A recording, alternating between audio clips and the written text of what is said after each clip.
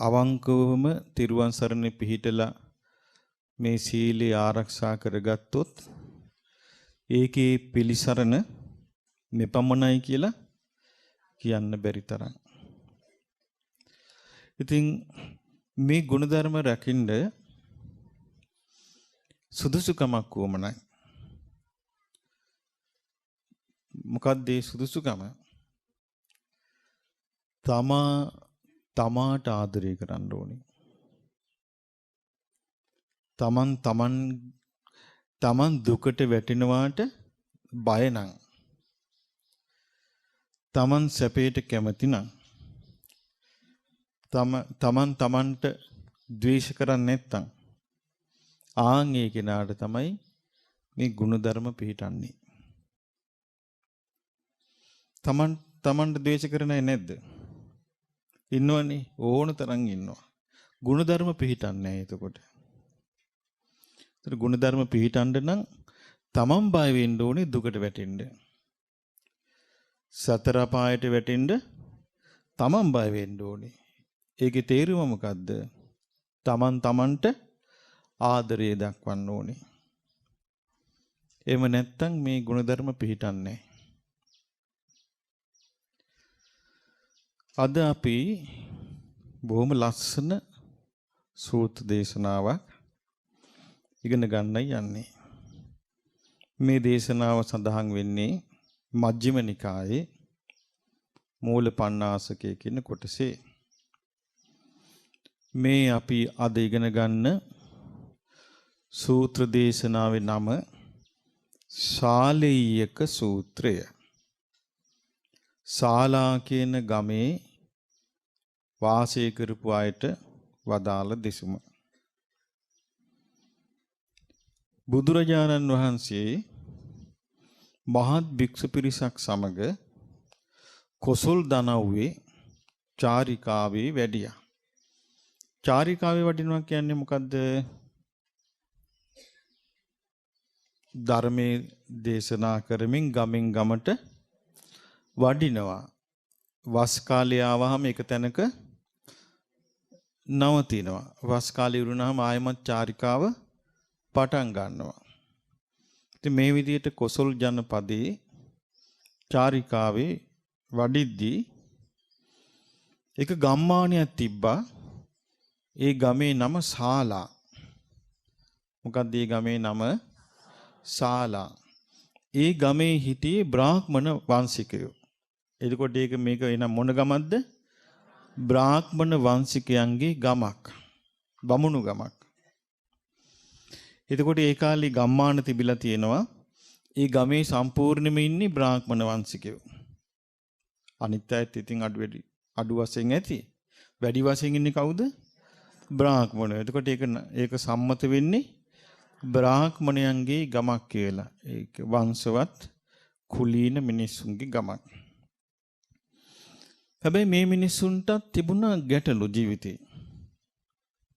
ගැටලු තමයි ඒ කාලේ සාමාන්‍ය සමාජයේ උස්සඩින් කතා කරපු දේවල් තිබ්බා. මේ කාලේ සාමාන්‍ය සමාජයේ උස්සඩින් කතා කරන්නේ මොනවද? ළමයින්ට උගන්වන්න ඕනේ. විභාග පාස් කර ගන්න ඕනේ. ඊළඟට හොඳ රස්සාවක් ලබා දෙන්න ඕනේ. ඒ ළමයින්ටම කියලා ගෙයක් දොරක් තියෙන්න ඕනේ. කාටවත් අත නොපා ජීවත් වෙන්න ඕනේ. මලන්ට පස්සේ මොන වුණත් කමන්නේ. ඒ කාලේ මිනිස්සු කතා කරපු එකක් තමයි අපි මෙහිම වුණාට මලහට පස්සේ මක් වේද? දැන් මේ කාලේ කතාව නෑ. නිසා මේ කාලේ කතා වෙන්න ඕන දේවල් තමයි අපිට ටීවී එකකින් පෙන්වන්නේ. පත්තරවල තියෙන්නේ. ඒකට අනුව නේද අපේ හිතවිලි හැදෙන්නේ. අපි හිතන රටාව හැදෙන්නේ අපි ගන්න දැනුමට අනුව. ඒ නිසා පරලෝක ගැන කිසිම දෙයක් කල්පනා නොකරන මිනිසුන්ට කුසල් කියන ඒවා අයිති නැහැ. පින් කියන ඒවා අයිතිත් නැහැ. ඒවා අයිති මෙලොවක් පරලොවක් ගැන කතා කරපු සමාජයට. දැන් මේ වෙද්දි ශාලාගමට බුදුරජාණන් වහන්සේ ඔන්න වැඩලා. හැබැයි මිනිස්සුන්ට තිබුණා ප්‍රශ්න. තිබිච්ච ප්‍රශ්න තමයි නිරය තියෙනවා කියලා අහන්න ලැබෙනවා. එතකොට මේ මිනිස්සු ඇහුවේ නෑ නිරය කොහෙද තියෙන්නේ කියලා. දැන් අපේ රටේ කවුරු හරි නිරය තියෙනවා කිව්වොත් එකපාරට අහන්නේ කොහොමද? කොහෙද ඕක තියෙන්නේ කියලා. ඒගොල්ලෝ ඇහුවේ එහෙම නෙමෙයි. ඒකේ උපදින්නේ මොන වගේ අයද? බලන්න වෙනස. නිරේ උපදින්නේ මොන වගේ අයද? ඊට පස්සේ ඒ කාලේ හිටිය මිනිස්සුන්ට අහන්න ලැබුණා දෙවියෝ ඉන්නවා. දැන් කාලේ අර හොඳ වාහනයක දැක්කොත් කියනවා බලන්න දෙයියෝ වඩිනවා. දෙයියෝ නෙමෙයි ඒක නිරිසත්තු ඉන්නේ ඇතුලේ බලන්න. වෙන්න බැරිද එහෙම? එතකොට අර පිට ඔපේ බලලා ලොකු ලස්සන ගයක් තියෙනවා බලාපල්ලා. දිවි ලෝකේ කියනවා. නමුත් ඇතුලේ ඉන්න පුළුවන් පෙරේතයෝ. ඒ නිසා පිටින් බල තමයි වර්තමානයේ කතා කරන්නේ. පිටින් බල. ඒ නිසා මිනිස්සුන්ගේ මානසික මට්ටම දියුණු නැහැ. අපිට තේරෙනවනේ මේ අනේ නෑ අපි කතා තේරෙනවනේ අපිට. මානසික මට්ටම දියුණු නැහැ. ඒ කාලේ මිනිස්සු කතා වුණේ කොහොමද? මොනවා කරපු අයද නිරේ යන්නේ? මොනවා කරපු අයද දිව්‍ය ලෝකේ යන්නේ? ඒතර එක එක්කෙනා එක එකව කිව්වා. ඒතර මේගොල්ලන්ට මේ ප්‍රශ්නෙට සෑහෙන්න උත්තරයක් ලැබුණේ නැහැ. ඒ කාලේ ඉතින් බමුණු කියන්නේ සාමාන්‍ය නිකන් අය නෙමෙයිනේ. වේද ඉගෙන ගත්තු සාමාන්‍ය බුද්ධිමත් මිනිස්සු.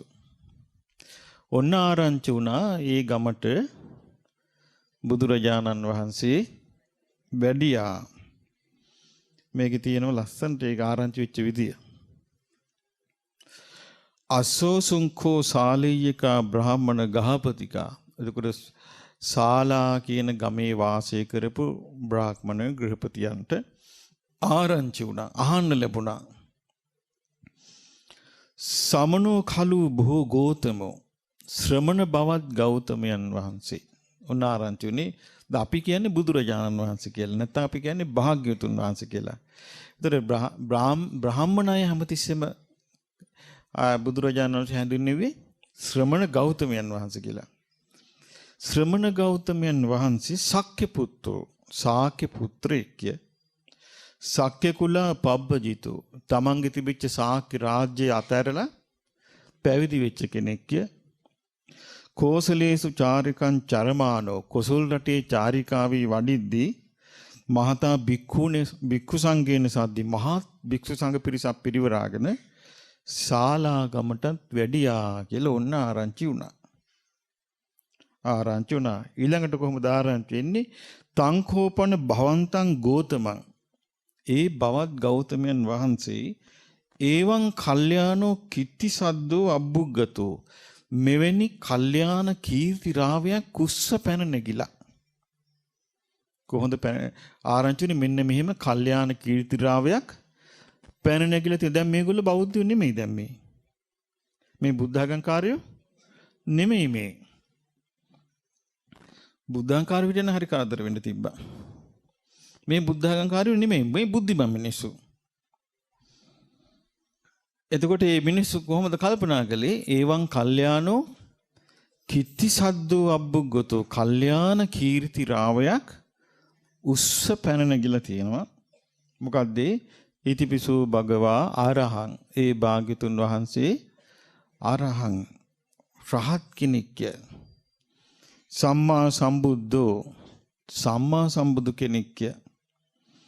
විද්‍යාචරණ සම්පන්නෝ විද්‍යාචරණ සම්පන්න විද්‍යාවෙන් හා චරණයෙන් යුක්ත වූ කෙනෙක්ය.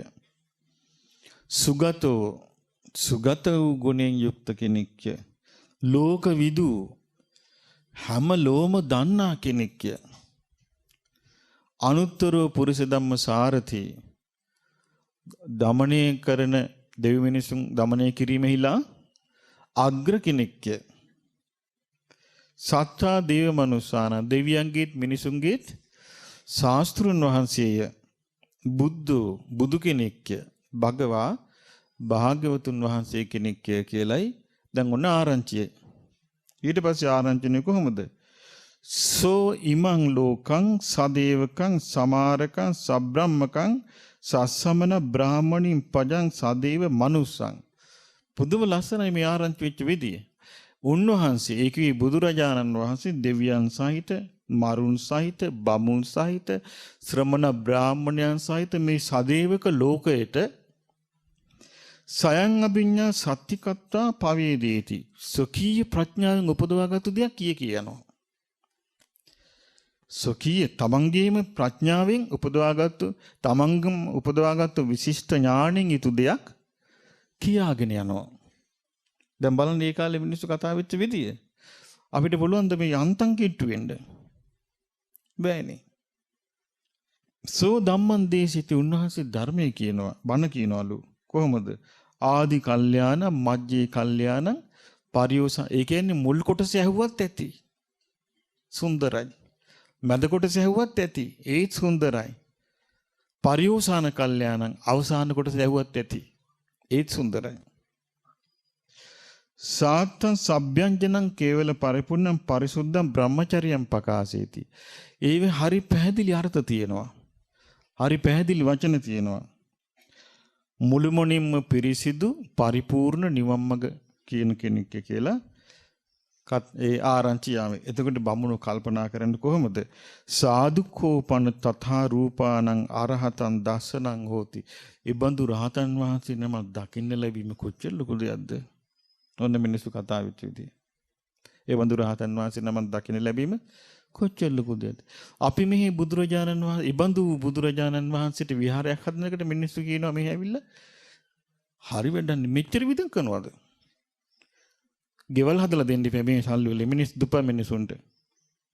මොකටද මේ කොන්ක්‍රීට් ගහගෙන? මේ කවුද කියන්නේ?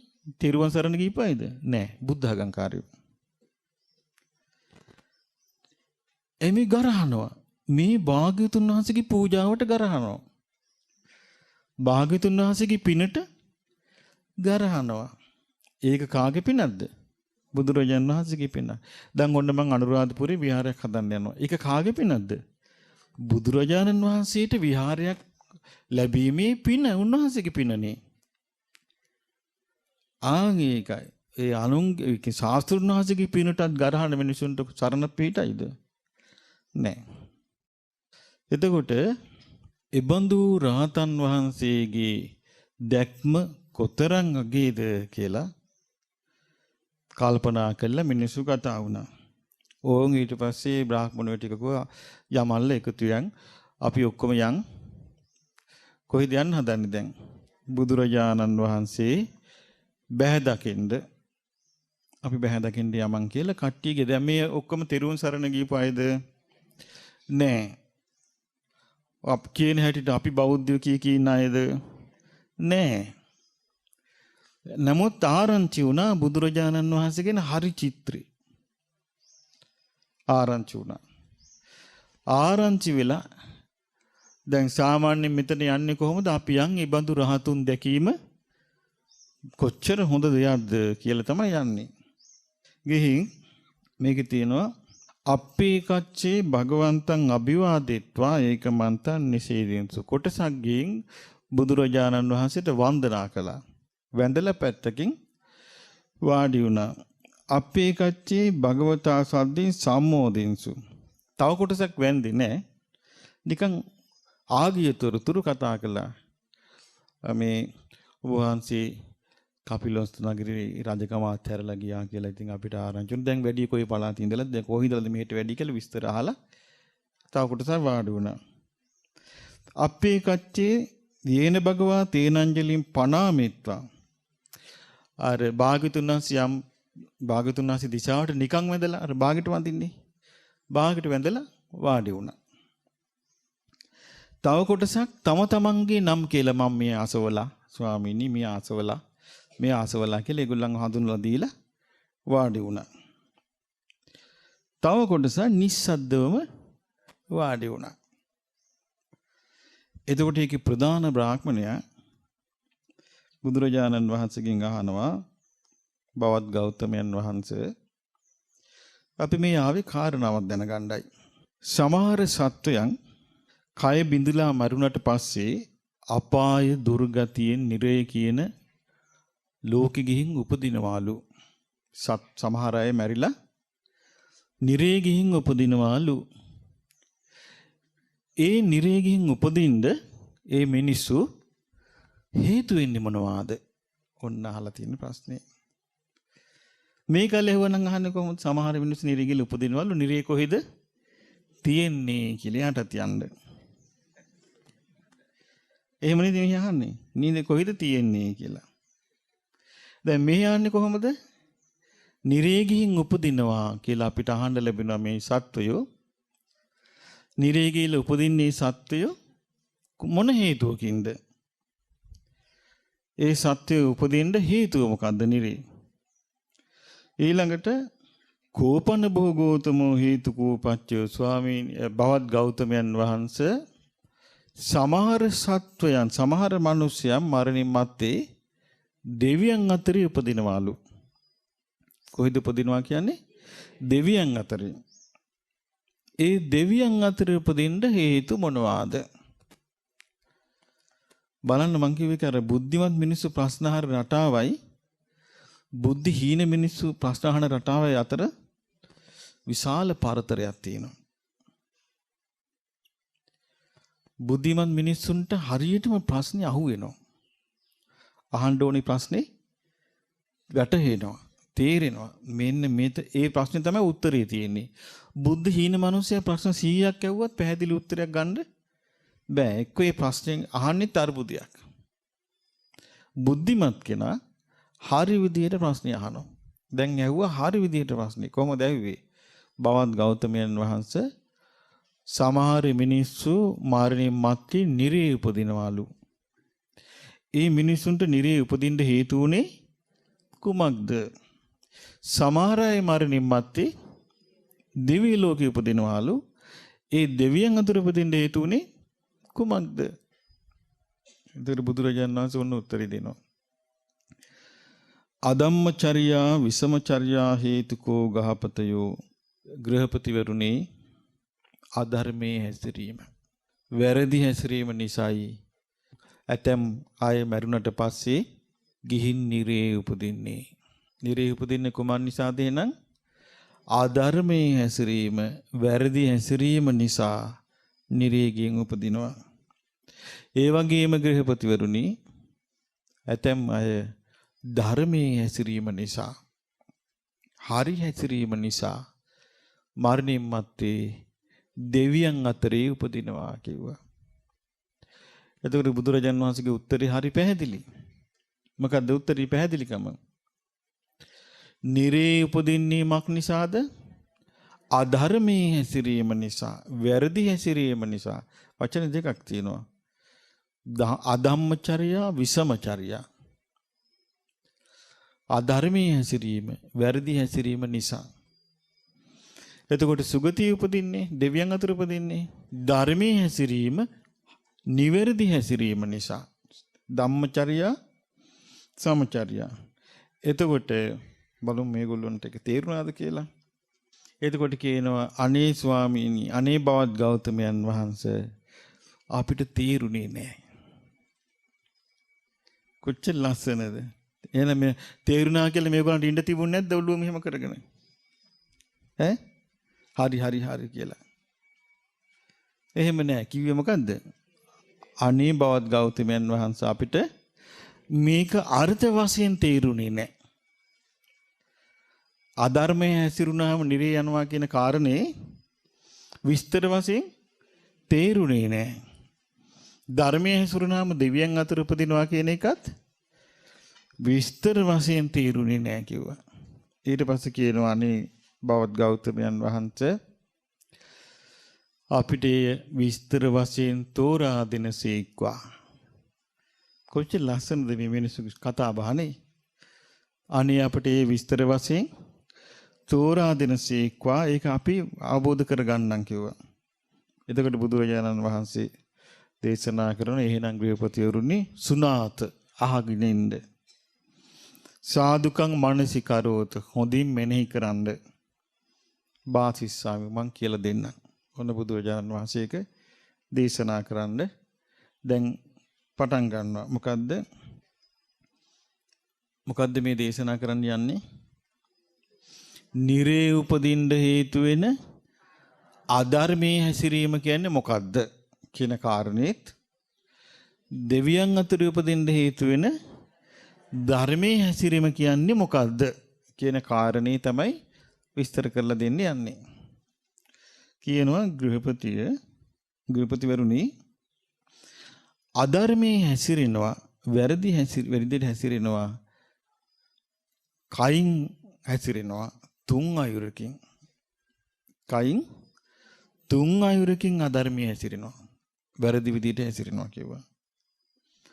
වචනයෙන් 4 අයුරකින් අධර්මයේ හැසිරෙනවා වැරදි විදිහට හැසිරෙනවා. කයින් කී අයුරුද? 3 අයුරු. ත්‍රිවිධයි කියන්නේ 3 ආකාරයයි. 3 ආකාරයකින් කයෙන් හැසිරෙනවා. ත්‍රිවිධං කෝ ගාපති කායේන. චතුබ්බිදං වාචාය. චතුර්විධයි වචනෙන් 4 ආකාරයකට අධර්මයේ හැසිරෙනවා. ත්‍රිවිධං මනසා. මනසින් 3 අයුරකින් අධර්මයේ හැසිරෙනවා. ඒතර ඔක්කොම කීයද? 10යි. කයින් 3 අයුරකින් අධර්මයේ හැසිරෙනවා. වචනින් 4 අයුරකින් අධර්මයේ හැසිරෙනවා. මනසින් 3 අයුරකින් අධර්මයේ හැසිරෙනවා. දැන් අපි මේක විස්තර කරගෙන බලමු වර්තමාන ලෝකේ ඉන්නේ කොහේ යන කාණ්ඩෙද කියලා. සුගතිය යන කාණ්ඩෙත් ඉන්නවාද? නිර්ය යන කාණ්ඩිකුත් ඉන්නවාද කියලා අපිට තේරුම් ගන්න පුළුවන්. කතංච ගහපතියෝ ත්‍රිවිධං කායේන අධම්මචර්යා විසමචර්යා හෝති. ගෘහපතිවරුනි කයින් අධර්මයේ හැසිරෙන්නේ විසම හැසිරීමෙන් යුක්ත වන්නේ කෙසේද? ඉද ගහපතියෝ ඒකච්චෝ ගෘහපතියේ මෙහි ඇතම් කෙනෙක් පානාති පාති. මොකද්ද කරන්නේ? ප්‍රාණඝාතේ යෙදෙනවා. ප්‍රාණඝාතේ යෙදෙනවා. මේ ප්‍රාණාති පාතික හිත පෙළනව නෙමෙයි ඈ. ඒ වගේ වැරදි විග්‍රහත් යනවා. ප්‍රාණඝාතේ යෙදෙනවා. කොහොමද විස්තර කරනවා? ලුද්දෝ කියන්නේ රෞද්‍රයි. රෞද්‍රය. ලෝහිත පානී. ලේ තැවරුණු අත් ඇති. පාන කියන්නේ අතට. පානීය කියන්නේ ලේ තැවරුණු අත් ඇති. හත පහතේ නිමිට්ටු මේ සත්ත්ව ඝාතනයේ යෙදී වාසය කරනවා. අදයාපන්නෝ පාන භූතේසු. ප්‍රාණීන් කෙරෙහි දයාවක් නැහැ. ප්‍රාණීන් කෙරෙහි දයාවක් නැහැ. ප්‍රාණීන් කිව්වම මේකට ආйти වෙනවා මිනිස්යාගේ ඉඳලම. ප්‍රාණියා කියනවා මිනිස්යාගේ ඉඳලම ආйти වෙනවා ප්‍රාණීන් කිව්වම. දැන් ලංකාවේ මිනිමෙරු යන්නේ නැද්ද? ලෝකේ යන්නේ නැද්ද? අනිත් සත්ව ඝාතන වෙනවද නැද්ද? වෙනවා. එතකොට මේක තමයි කයින් අධර්මයේ හැසිරීම. කයින් අධර්මයේ හැසිරීම. ඊළඟට තියෙනවා අදින්නා දායි හෝති. ඒ කිව්වේ නොදුන් දේ ගන්නේ වෙයි. කොහොමද? යන්තම් පරස්ස පරවිත්තූපකරණං ගාමගතං වා අරඤ්‍යගතං වා. එක්ක ගමේ වෙන්න පුළුවනි. එහෙම නැත්නම් වනාන්තරයක වෙන්න පුළුවනි අනුන් සතු දෙයක්. අදින්නම් කියන්නේ නොදුන් දෙයක්. තෙය්‍ය සංඛාතං සොරසිතින්. තෙය්‍ය සංඛාතං සොරසිතින් ආදාතා හොති ගන්නේ වෙයි. ඒතර කවුරු හරි කෙනෙක් ගමේ වේවා. ඉස්සර මට මතකයි අපි මෙහි දැන් නම් ඉතින් ගලවගෙන යනවා හොයන්නත් බෑ. දැන් ඉතින් බලන්න ඉන්නේ නැහනේ. මේ ඉස්සර මම මල් පැල් වගේ හිටවලා තිබ්බා. ඒකලා මේ කවුරු හරි අම්මලා වගේක් ආවා. ඇවිල්ලා මේ වටපිට බලාගෙන ඒක අම්මා කෙනෙක් දනිස්ස කහන වගේ මෙහෙම හිමින් කහ අත පහලට ගත්තා. ආගේ හිමීට මල් පැලේ ස්පර්ශ කළා. අත උඩට ගන්නකොට මල් පැලේ අතේ කහනවා කකුල කහනවා වගේ අත පහත් කොලි. පාත් කළා මල්පැලි අරන් මං කල්පනා කළා අනිය හැබැයිට මේ මල්පැලි මෙහි තියෙන එකත් ගලවගෙන යනවා නම් අපිට හිතාගත හැකි නේද එතකොට මේ නුදුන් දී ගැනීම කියන එකට බය නැති එක. එතකොට එහෙම කරනවා බයක් නැහැ. ඇහුවනම් මන් දෙනවා. අනේ මේ මල්පැලි ගෙනියන්න මේ ස්වාමීන් වහන්සේ කියලා ඇහුවනම් අම්මා එහෙනම් අරන් යන්න කියලා කියනවා. ඇහුවේ නෑ කකුල කැහැවි. එතකොට බලන්න ඒ මොකද්ද මේ වැඩ කළේ? චෞර චිත්තය, හොර සිත. එතකොට අදින්නාදායි. දැන් ඔබ නිකන් හිතන්න බලන්න මේ හොරකම් වලට මිනිස්සු මෙහෙන් හරි සම්බන්ධ වෙන්නේ නැද්ද? හරියට දැන් ওই මැද පෙරදිගේ යන්නේ මම අහලා තියෙනවා ගෙවල් වලින් හරියට බඩු හොරකම් කරනවලු. නැති බැරිකම වෙනම එකක්. ඒ නැති බැරිකම අපිට ඇති වෙලා තියෙන අපි සංසාරේ දීපු නැති නිසා. ඒ නිසා මේ ආත්මය අපි ඒක තවදුරටත් අහිමි කරගන්න ඕනේ නෑ. ඊට වඩා හොඳයි නැති බැරිකම තියාගෙන වේලක් කාලා ඉන්න එක. එතකොට නොදුන් දේ ගන්නෙ නෑ. Tamanට අයිති නැති දේ ගන්නෙ නෑ. දැන් අදින්නා දානා කියන්නේ මොකද්ද? නොදුන් දේ ගන්නවා. දැන් මේක එතකොට කයින් කෙරෙන තව එකක්. මේකට මොකද්ද කියන්නේ? අධර්මයේ හැසිරෙනවා. ඊළඟට තවත් එකක් තියෙනවා. කාමීසු මිච්ඡාචාරී. කාමයේ වර්ධව හැසිරෙනවා. මේක කියනවා ගෘහපතිවරුනි කෙනෙක් ඉන්නවා ඒකෙදර ඉන්නේ අම්මයි දරුවෝයි. ඒතර ඒ දරුවෝ හැදිලා තියෙන්නේ දූල හැදිලා තියෙන කාගේ යටතේද? අම්මා යටතේ ඉන්නවා. සමහර දරුවා දියණිවරු ඉන්නවා පියා යටතේ. එක්කෝ ඉන්නවා දෙමව්පියා යටතේ. එක්කෝ ඉන්නවා දැන් අම්මා තාත්තා නැහැ. වැඩිමල් සහෝදරයෝ ඉන්නවා. සහෝදරිය යටතේ ඉන්නවා ආරක්ෂාව. ඒ සහෝදරියොත් නැහැ. සහෝදරී ළඟ ඉන්නවා ආරක්ෂාවට. ඊළඟට සහෝදරියොත් නැහැ. නෑදෑයෝ ළඟ ඉන්නවා ගෑන් ළමයා ආරක්ෂාවට. එතකොට නෑදෑයෙකුත් නැහැ. නමුත් තමන්ගේ මේ වංශේ තමන්ගේ ගෝත්‍රයට අයිති එක්කෙනෙක් කියලා පරිසම් කරන් ඉන්නවා. ඒත් ආරක්ෂාවට. ඊළඟට එහෙම කෙනෙකුත් නැහැ. ධර්මයෙන් ඒ කියන්නේ තමන්ම සිල් ආරක්ෂා කරගෙන ඉන්නවා මට මේ ධර්ම විතරයි පිහිට කියලා.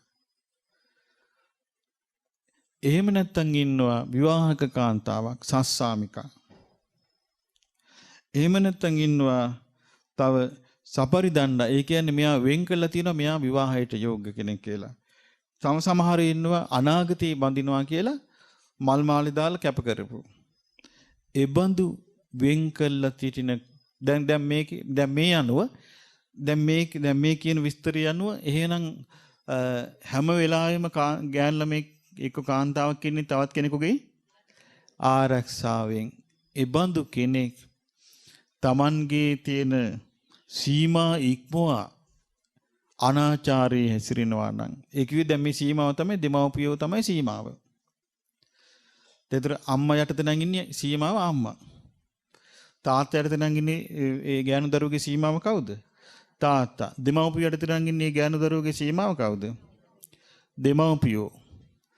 එතකොට සහෝදරයා යටතේ නම් ඉන්නේ සහෝදරයා තමයි සීමාව.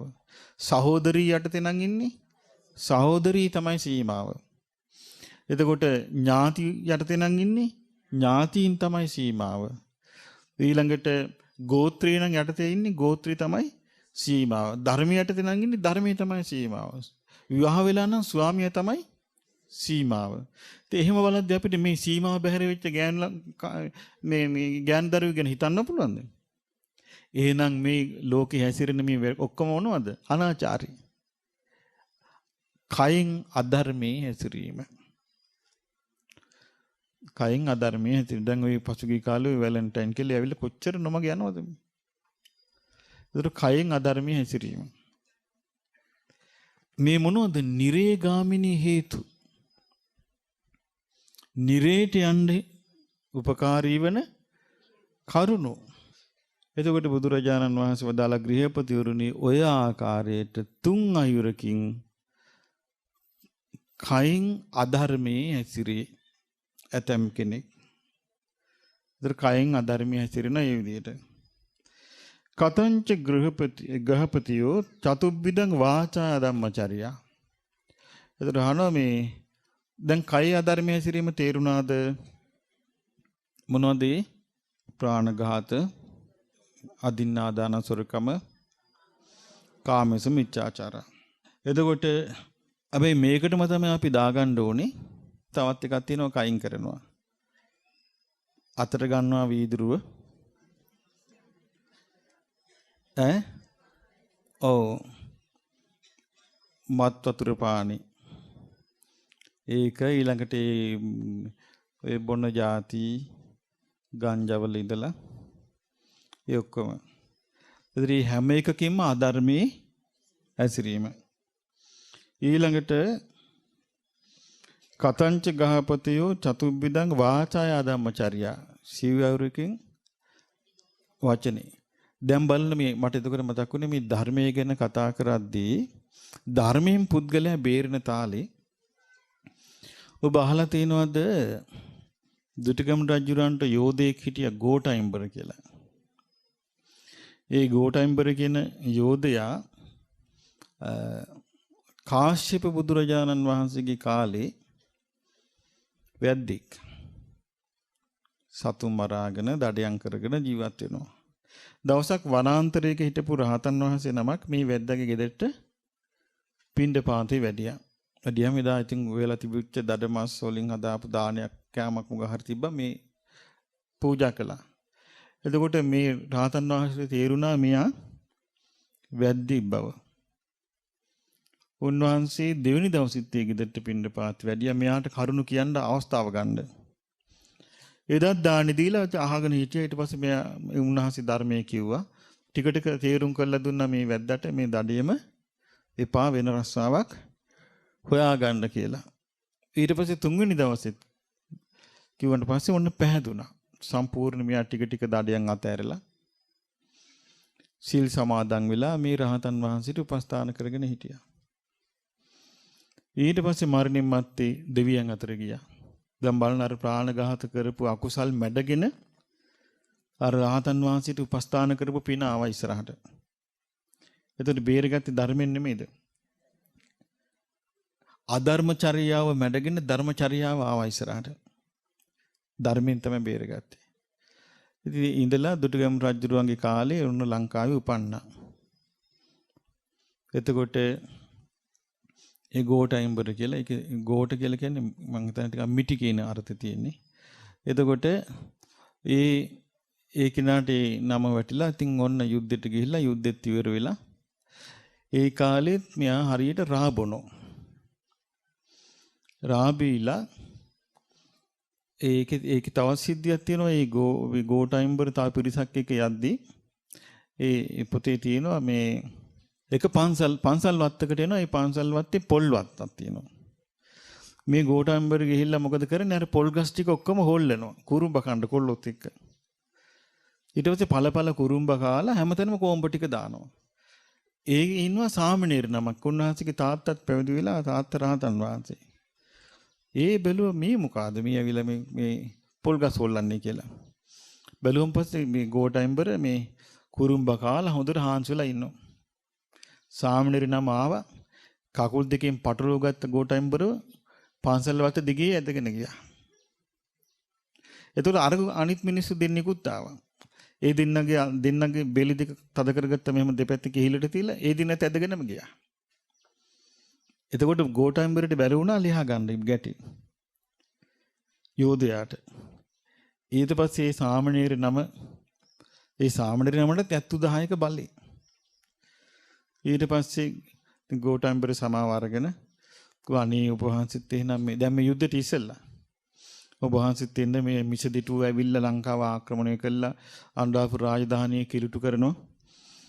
පූජ්‍ය ස්ථාන කිලුටු කරනවා. මේ බේරගන්න ඔබ වහන්සේත් එන්න කිව්වා. අනේ බෑ මම චතුරාර්ය සත්‍ය අවබෝධ කරගන්න ඉන්නේ කිව්වා. කියලා යන්තම් ආරෝගණ තියෙන එහෙම තමයි සිවුරු ඇරලා තියෙන්නේ. ඒ තමයි තේරපුත්තාබේ. එතකොට තේරපුත්තාබේ සටන ඉවර වෙලා කියන්නේ අනුරාධපුරයේ දින්නට පස්සේ දුටුගැමුණු රජුරවන්ට කියන රජතුමනි මේ සටන නෙමෙයි සටන මට වෙන සටනක් තියෙනවා මම ඒකට යනවා කිව්වා. කියලා ආයෙ පැවිදි වෙන්න යනවා. කියලා පැවිදි වෙලා රහත් වෙනවා. ඒ ගෝඨාභය ඒ කියන්නේ තේරපුත්තාභය කියන රහතන් වහන්සේ දුටුගැමුණු රජුරවන්ගේ අවසාන අවස්ථාවේ දිව්‍ය රථ 6ක් දිව්‍ය ලෝක 6න් ඇවිල්ලා තියෙනවා. ආකාශයේ තියෙනවා දැන්. මිනිසුන්ට පේන්නේ නැහැ. දුටුගැමුණු රජුරෝ කියනවා අත දික් කරගෙන ඔහොම ඉන්න පොඩ්ඩක් මේ සංඝයා මට පිරිත් කියනවා කියලා. ඒතර සාමාන්‍ය මිනිස්සු හිතනවා අනේ මේ මොකද අපේ රජතුමාට උනේ මේ අවසාන මොහොතේ දොඩවනවා. එතකොට තේරපුත්තාභය රහතන් වහන්සේ දුටුගැමුණු රජුරවන්ට කියනවා රජතුමනි දිව්‍ය ලෝක 6කින්ම මේ දිව්‍ය රථ ඇවිත් නේද කියලා. එහෙමයි ස්වාමීනි කියනවා. මොකද අර මිනිස්සු දන්නේ නැහැ මේක. ඒ මිනිස්සුන්ට දැනුවත්ව. ඊට පස්සේ කියනවා මේ රජතුමනි මේ එහෙනම් මල් මාලා ටිකක් වීසි කරන්න කියන රථ පැත්තට. ඇඳේ හාන්සිලම මල් මාලා විසි කරාම එකක් ගිහලා මල් මාලා වල එල්ලෙනවා ඒවා. එතකොට තමයි මිනිස්සු තේරුම් ගන්න අහසේ මල් වැල් එල්ලෙනකොට මේ දිව්‍ය රථ ඇවිදින් තියෙනවා කියලා. ඊට පස්සේ දුටුගැමුණු රජුරෝ අභාවයටපත් වෙලා ඒ කියන්නේ ඕපපාතිකව එවලෙම දිවි තුසිත දිවි ලෝකේ දිව්‍ය රාජය වෙලා ඉපදිලා ඒකේ තියෙන සඳහන් වෙලා තියෙන්නේ කරත් 60ක ප්‍රමාණීය ආභරණ. ඒ කියන්නේ දිව්‍ය රාජය කොච්චර විශාලද එතකොට පේන්න. ආභරණ පැලඳගෙන දිව්‍ය රතෙන් සාමාන්‍ය ජනයාට පේන්න රුවන්වැලි සෑය 3 වටක් පැදකුණු කරලා වන්දනා කරලා නොපින ගින් තියෙන්නේ. දුටුගැමුණු රජුරන්ගේ අවසානයේ. එතකොට ඒ මේ ගෝඨයිම්බර දුටුගැමුණු රජුරු ඉඳෙද්දි දැන් යාට ඉතින් ඔක්කොටම හම්බුණානේ සිටු තනතුරු හම්බුණා මේ රජවරුන් මේ යෝධයන්ට. ඉතින් මෙයා කරේ අර පරණ සංසාරේ පුරුද්දට මස් පුච්චගෙන මේ රාබිබි ඉන්නවා. ඉන්නකොට රිටිගල වනාන්තරයේ හිටපු යක්ෂයෙකුට ওই යන ගමන් හිතුණා පුලුටු කණ්ඩ. ඉතිලා එතන හිටපු පරිවාර කාන්තාවකට වැහෙලා සිහිනතු වැටුණා. ඊට පස්සේ ගෝඨයිම්බර ඇහුවා මේ මොකද වුනේ කියලා. ඉතින් ඇඟේ හිටපු යකා ආගුවා මම යකෙක් කියලා. එතකොට කිව්වා යකෝ උඹට ලැජ්ජ නැද්ද මේ කාන්තාවන්ගේ ඇඟට වැහෙන්න? මේ පිරිමියෙක් ඉඳෙද්දි මට පේන්න වර කිව්වා. ලැජ්ජ නැද්ද කියලා කිව්වා මේ ගෑනු ඇඟට රිංගගෙන මේ පුලුටු කණ්ඩ. ඒ නිසා මට පේන්න වරින් තෝ පිරිමියෙක් නම් කියලා කිව්වා. යකාට ලැජ්ජාවේ බෑ දැන්. යකා පේන්න ආවා. ඇවිල්ලා කිව්වා ඔබ දැනගනින් ඔබ මිනිහෙක් කිව්වා. මට තියෙන බල පරාක්‍රමේ තොට කොහෙද තියෙන්නේ කියලා ඇහුවා. ඊට පස්සේ ගෝඨයිම්බර කිව්වා තෝ දැනගන් මම මිනිහෙක් කිව්වා. මට තියෙන බල පරාක්‍රමේ තොට කොහින්ද කියලා ඇහුවා. දැන් මෙහෙම ආද ගිහලා ඊට පස්සේ එහෙනම් සටනට වරෙන් කියලා එහෙනම් තම්මැන්නා සෝනෙදි තඹපන්නි සෝනෙදි සටන දෙමු කිව්වා. කියලා සෝනට ගිහිල්ලා සටනට ඉති යක්ෂ සේනාව එක්කතු කරගෙන යක්ෂ නායකයාව සටනට රියන් 20ක් උඩට පැනලා කවුද මේ ගෝඨයිම්බර යෝධයා රියන් 20ක් අහකාසේ උඩට පැනලා කරනම ගහලා මේ කකුලේ සුලැඟිල්ලෙන් ගහලා තියෙන්නේ බෙල්ල ගැලවිලා යන්නේ. ඊට පස්සේ ආයෙත් බීලා දැන් මෙයා මේ විස්තරය කියන දුටුගැමුණු රජුරුව ගාවට එනවා. රජුරුව කිව්වා ඕකට එන්න දෙන්න එපා වාසලේ දොරටුව වහපල්ලා ඕක බීලා ඉන්න කිව්වා. කලකිරුණා. ඔක්කොම අතෑරියා ගෝඨයිම්බර. ඔක්කොම අතෑරලා කෙලීම ගියා මණිනාග දෙවියන්ට ජැෆ්නා. එතන ඉඳලා පැන්න මූදට. පැනලා කෙලීම පීනකට ගියා කාවේරි පටුනට. ගොඩ වුණා. වෙලා භික්ෂු ඇහුවා මේ කවුරුත් ඉන්නවද මේ ස්වාමීන් වහන්සේලා ඉන්නවද? ඔව් අනාන්තරේ ඉන්නවා ස්වාමීන් වහන්සේලා. උන්වහන්සේලා වඩිනවා කිව්වා දානෙට. එහෙනම් මට මුණ ගස්සාපල්ලා කිව්වා. මුණ ගැස්සෙව්වා. මුණ ගස්සලා කිව්වා ස්වාමීනි මට පැවිදි වෙන්න ඕනේ කිව්වා. පැවිදි වුණා. රහතන් වහන්සේ නමක් වුණා. පිරිනිවන් පෑවා. ධර්මයේ හැසිරීම ධර්මයේ හැසිරීම කියන්නේ එතකොට මොනතරම් බලයක්ද? බුදුරජාණන් වහන්සේ වදාලා ගෘහපතිය අධර්මයේ හැසිරීම හතර ආකාරයකින් වෙනවා. එකක් තමයි බොරු කියන්නෙක් වෙයි. ඔන්න වචනයෙන් අධර්මයේ හැසිරීමේ එකක් බොරු කියන්නෙක් වෙයි.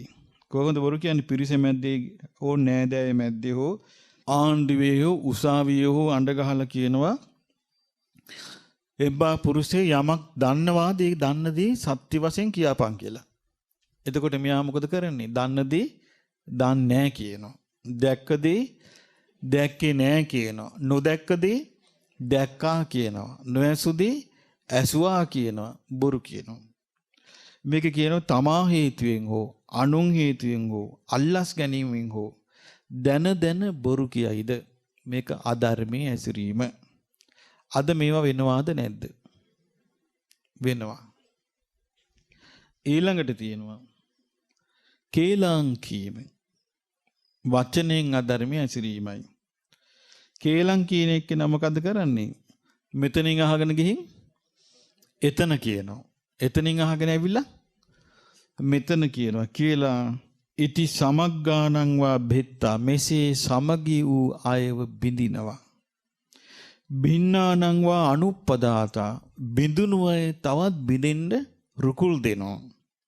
වග්ගාරාමෝ වග්ගරතෝ කොටස් වෙන්න කෑලි කැඩෙන්න පිරිස කණ්ඩායම් ගැහෙන්න කල්ලි ගැහෙන්න වචන කතා කර කර උදව් කරනවා. සමගි වෙන්න නොදී. ඒක අයිති වෙන්නේ මොකේදද? වචනයෙන් අධර්මයේ හැසිරීම කේලම. ඊළඟට තියෙන පරුසා වාචෝ හෝති.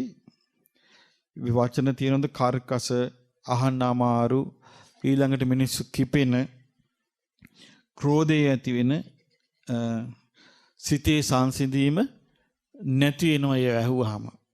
එතකොට ඒවා මොනවද? පරුස වචන.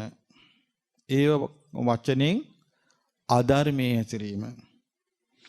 ඊළඟට තියෙනවා සම්පප්පලාප. සම්පප්පලාප කියන්නේ ඊ අර්ථ කිසි තේරුමක් නෑ. ඒක කාලෙට ගැලපෙන්නෙත් නෑ. ඒකේ සත්‍යයකුත් නෑ. ඒකේ අර්ථයකුත් නෑ. දැන් වැඩිපුර ඇහෙන්නේව නේද? වැඩිපුර ලෝක මිනිස්සු කතා වෙන්නේ. එතකොට මේ ඔක්කොම මොනවද? වචනෙන් අධර්මයේ හැසිරීම. වචනෙන් අධර්මයේ හැසිරීම හතර ආකාරය මොනවද?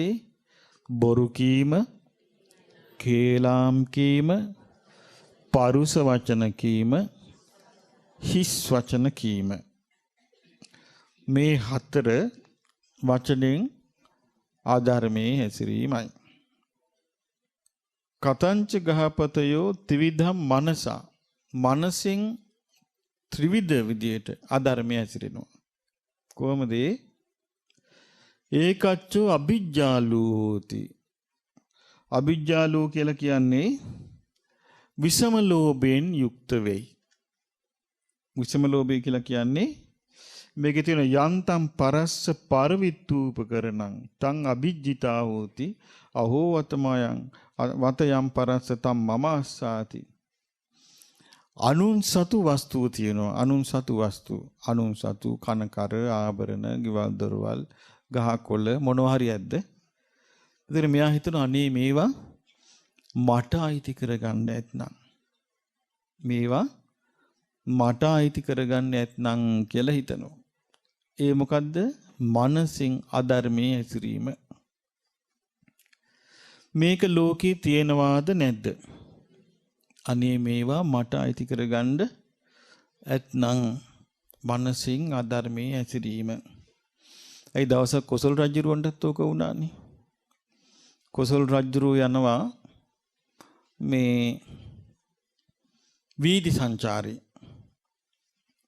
වීදි සංචාරේ යනවා කියන්නේ මොකද්ද ඒ කාලේ? ඇතා පිටේ නැගලා රාජ ලීලාවෙන් ඔය වටපිට බල බල යනවා දැන්. යනකොට මේ පොඩි ගේක උඩුමහල් තලයේ හිටපු ලස්සන කාන්තාවක් කොසල් රජුරු දිහා බලලා hina වුණා. ඉතින් ගෞරවයට hina වුණේ. රාජ්‍යරුව හිතුවා මේ දැක්ක ගමන් මේ ලස්සන කාන්තාව කියලා මොකද්ද හටගත්තේ? රාගය හටගත්තා. ඊට පස්සේ රජුරු හනික මේ චාරිකාව වීදි සංචාරය ඉවර කළා ගියා. ගිහිලා දැන් ඔන්න මේ යහන් ගබඩාවේ ඉන්නවා අප්සෙට් වෙලා.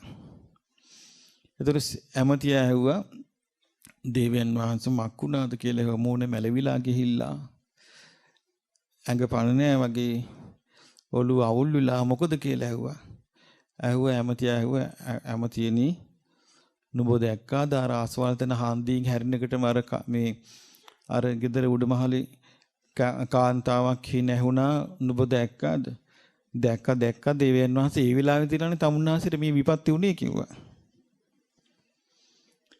සොයලා බලාපන් කිව්වා මේ ස්ත්‍රියාව විවාහකද අවිවාහක ස්වාමීනි දේවයන් වහන්සේ මන් දන්නවා කිව්වා. බොහොම හොඳ අහිංසක පවුලක් කිව්වා. ස්වාමියෙක් ඉන්නවා කිව්වා. දැන් ඔන්න අනුන් සතු දෙයක් Tamanට ගන්න. දැන් අටගත්ත මොකද අභිඥා නෙමෙයිද මේ? ඊට පස්සේ කල්පනා කළා එහෙනම් එකපාරටම අන්තපුරයට ගෙන්න ගන්න බෑ. එහෙනම් කරන්න ඕනේ ස්වාමියාව හිමීට මරවන්න ඕනේ. ඔන්න පොලිටික්ස්. ඊට පස්සේ කිව්වා දැන් මරවන්න. එකපාරට මරවන්න බෑනේ. ඊට පස්සේ රාජ නියෝගයක් කළා ඒ මනුස්සයාට එන්න කිව්වා. ඉතින් ආවා. ආවට පස්සේ කොසල් රජුරු කිව්වා උඹ බොහොම හොඳ කෙනෙක්. උඹ බොහොම හොඳයි කියලා ආරංචි. ඒ නිසා මම රජවාසලට බඳ ගන්නවා කිව්වා රාජ සේවයට.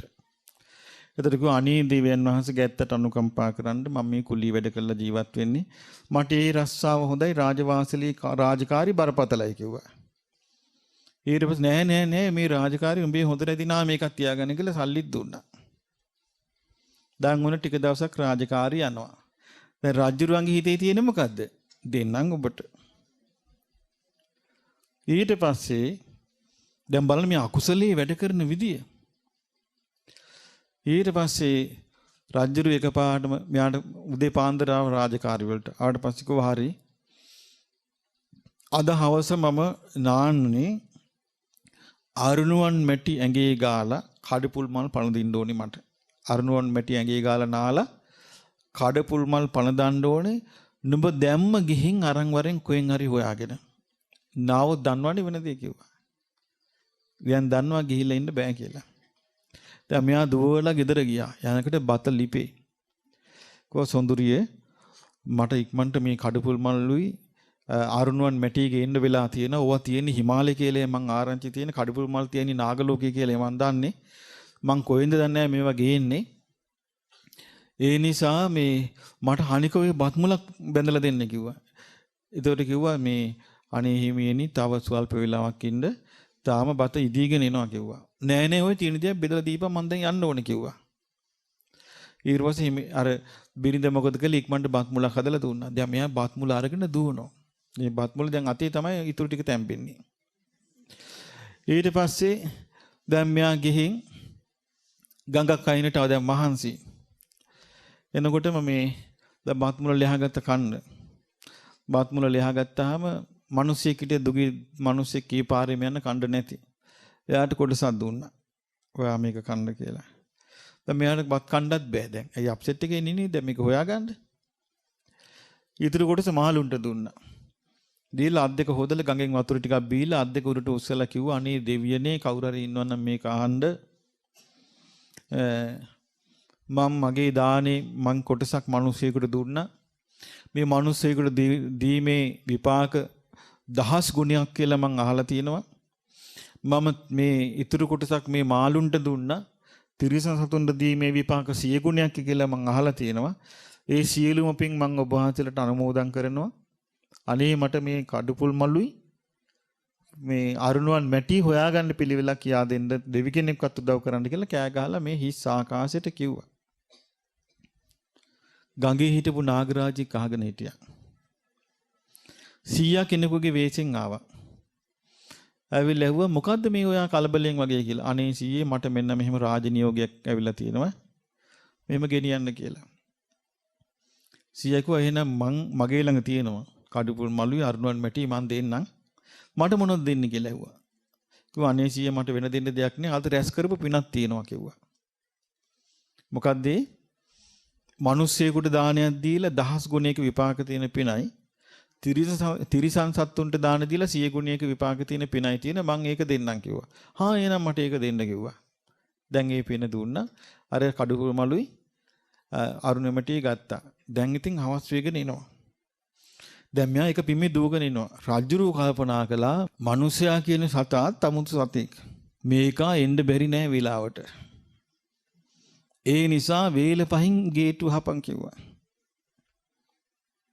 දැන් කොසල් මෙයා එනකොට කඩපුල් මලු අරුණවල් මැටි අරගෙන ගේට්ටු වහලා. කෑ ගහලා කිව්වා මම රාජපුරුෂයෙක් ගේට්ටු අරපන් මේ රාජ නියෝගයක්. බෑ කවුරුවවත් ගේට්ටු අරින්නේ නැහැ කිව්වා. එහෙනම් දෙවියනේ බලා ගන්න කියලා එතන තිබ්බ මැටි ටිකයි කඩපුල් මල් ටිකයි තියලා කල්පනා කළා මට දැන් වෙන පිටක් නැහැ. දැන් මම දැන් යනවා ජේතවනාරාමයට. මං ඇතුළට වෙලා ඉන්නවා මම එළි හිටියොත් මරයි. දැන් මෙයා හිතනවා මං එළි හිටියොත් මරයි. කල්පනා කළා. දැන් ඉතින් හරි සතුටුයි දැන් ආවි නැහනේ. කොසල් රජුර හරි සතුටුයි දැන් හිට උදේම හිස කසා දාන්න අර මිනිස්යාගේ. දාලා අර හාමිනේව අන්තපුරයට ගෙන්න ගන්න.